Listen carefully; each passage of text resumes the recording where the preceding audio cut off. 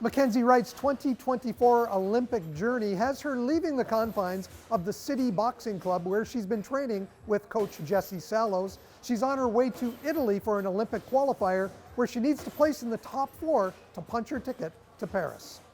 There's 8 spots left in my category, so if I can snag it in this one, that would be a big pressure relief to not have to be in that final one trying to get the last 4 spots. Let's seal it this time.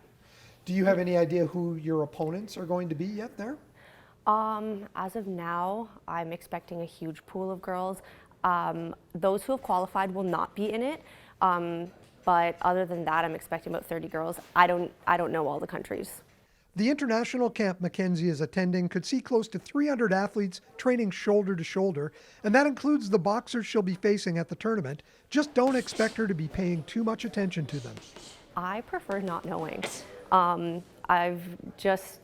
It's just the way that I work best. We've found this formula that works, so we're sticking to it, where I let my coaches just do the dissecting of my opponents, and they tell me what I need to do. It works better that way, where I can focus on myself instead of not even worrying, but just putting my energy and focus on what they're gonna do instead of implementing my game plan and focusing on my strengths. Jesse Sallows will be in touch with McKenzie throughout the tournament, but he won't be in her corner, as the coaches from Boxing Canada will take over. I mean, it's tough. Like, that's just how it works, is people do not have their personal coach that they work with every single day in their corner. Luckily, it's a skill I've developed where you get comfortable being uncomfortable. That's how I like to put it. So I am in contact with them constantly, thank God for cell phones. Yeah, you have to put your faith into coaches that you only see a few times a year, but it's difficult because your home coach is who you trust the most. But we do have a really good team that I've developed a good bond with as well, that will be taking care of us out there. McKenzie graduated from nursing school last year, but has put off taking the exam while she pursues her Olympic dream, a dream that hasn't come without a cost. As of now, there is no funding. There was a little bit if you chose to move to Montreal, centralize, and live there full time.